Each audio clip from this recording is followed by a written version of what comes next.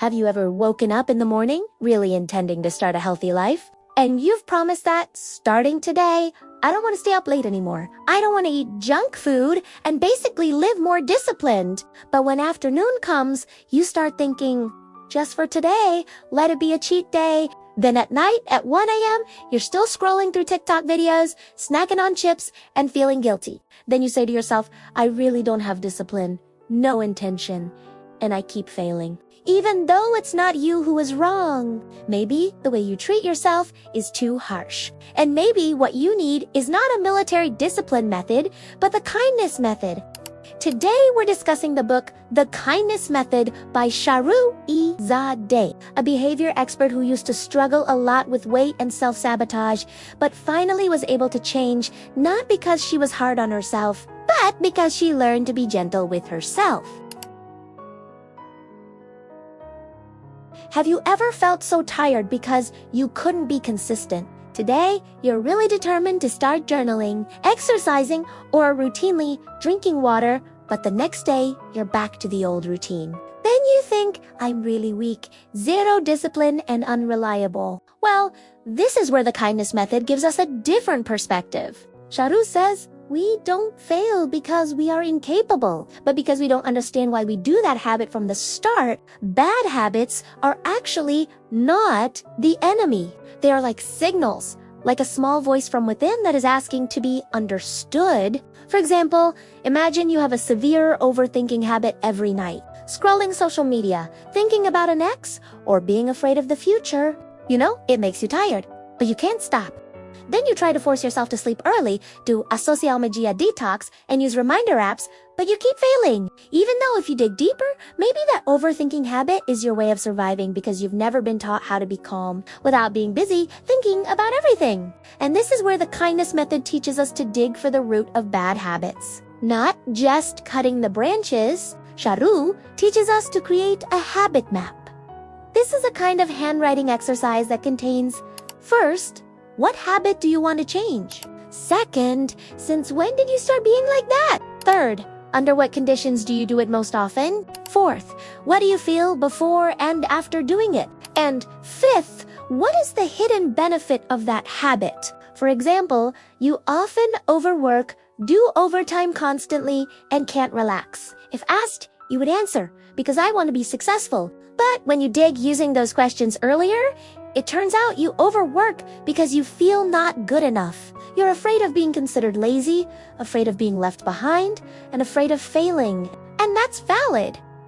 That doesn't mean you are weak. It means you are a human who is trying to survive. Self-awareness is the first step. So, before you force yourself to change, ask first, why do I need this? To feel safe. Not to make excuses. Okay?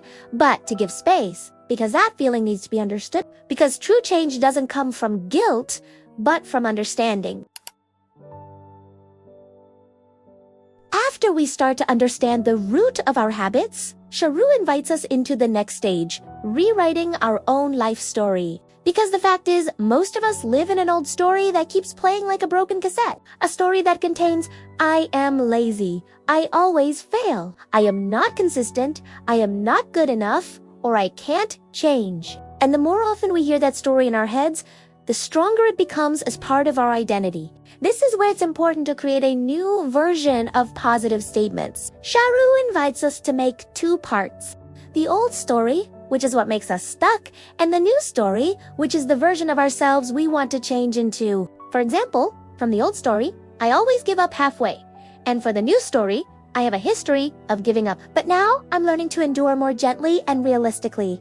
Or another example. From the old story, I always prioritize others until I forget myself. And the new story, now I'm learning to set boundaries because I also deserve to be given attention.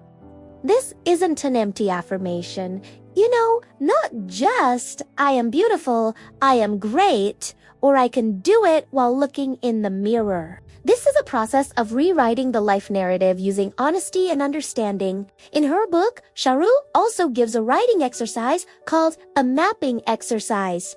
You're invited to make a map, a kind of diagram that contains, first, what do you like about the best version of yourself? Second, when have you ever felt strong and empowered? Third, what values do you want to hold on to? Fourth, what support can you look for? Fifth, what obstacles might appear and how will you face them? And from this map, you start making small rituals to live out your new story. For example, if your new story is I am a person who has healthy boundaries, then your small ritual can start from saying no to a small thing today. If your new story is I dare to change slowly, then you can start from sleeping 15 minutes earlier tonight. This is about changing direction, not instant results. Shahroo never promises you will become a new human in 7 days. But she believes as soon as you can give a better narrative to yourself, new habits will follow. And that narrative doesn't need to be perfect, just honest and full of understanding. Have you ever been in the middle of being really excited to start a new habit? For example, you've been diligent for 2 weeks exercising, journaling, or waking up early, but suddenly, one day, you are very tired and you skip. Well, the next day, you become even lazier. Then a small voice appears in your head saying, see, you really are unreliable, or you're only excited at the beginning, and finally you give up totally. Well, Shahroo teaches us one important thing at this point. Relapse, or the return of old patterns, is not a failure. Relapse is part of the process, and what's most dangerous is not the relapse itself, but the way you treat yourself when you are relapsed. Many of us are taught to be firm, disciplined, and strong, but never taught how to be gentle with ourselves when falling. Even though if your best friend was failing, you wouldn't say you're just a useless, lazy person. You would say, it's okay. You've been so great all this time. Now, rest first, then start again. Why can we be kind to others, but to ourselves we are cruel instead? Shahroo invites us to replace that voice in the head, not with fake affirmations, but with a realistic voice full of empathy. You don't need to start from the beginning every time you fall. You just need to get back on track. And every time you get back on, you become stronger than before because you have experience. Shahroo gives one important exercise in this phase. Make a personal recovery plan and start writing. First, signs you're starting to wobble. Second, strategies that usually help you rise. Third, who can you contact? Fourth, encouragement sentences that you need to hear. This is like a letter from the stable version of you to the fragile version of you. For example, you're trying to stop scrolling TikTok for hours every night. Then one night you relapse.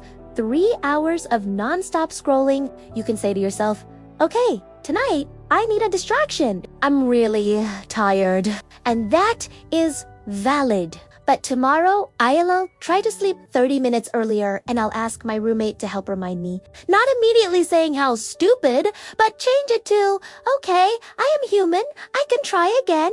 Essentially, the kindness method is not about letting yourself keep making excuses, but about building a healthy relationship with yourself. So that when you fall, you don't kick yourself further down, but you pull your own hand, slowly climbing up again. Because the only person who will always accompany you until the end is yourself, and you deserve to be loved.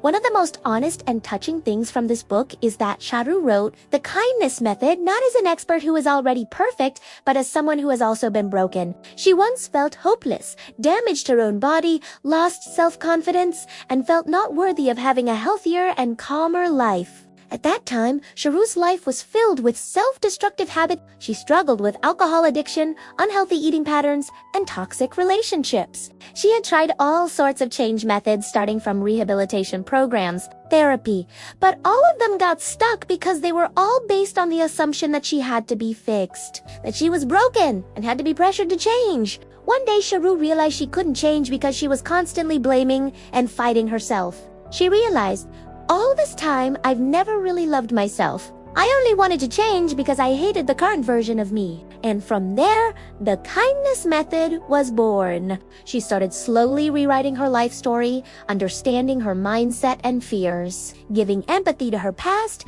making small daily rituals, and especially talking to herself like to someone she loves. Gradually, her life changed. Not because she forced it, but because she hugged herself first. Then what happens if you also try to love yourself first? Just imagine this. If you have a best friend who is falling, who is being lazy, confused, and feeling useless, What would you say? Surely you wouldn't snap at them, right? Maybe you would hug them and say, I understand you're tired, but you are strong and you can still start again. Now, imagine you saying that to yourself.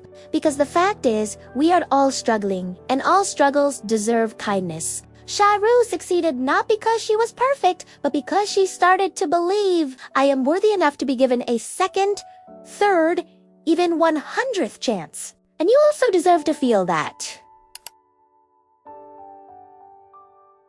Sometimes, we look for motivation in harsh places. Quotes that say, no pain, no gain, or influencers who show the final result without showing the wounds of the process. But it turns out what we need is not a whip, but a hug from ourselves. Because we aren't broken, we're just tired, and we didn't fail, we just haven't found the gentle way. Starting from now, come on! If you want to change, don't do it because you hate yourself, but because we love ourselves and we deserve a calmer life. If you liked the conversation just now, don't forget to subscribe, so you don't miss chats about cool books that can accompany your journey to becoming a more whole human. And if you're struggling to form a new habit, please just take it slowly because you aren't alone.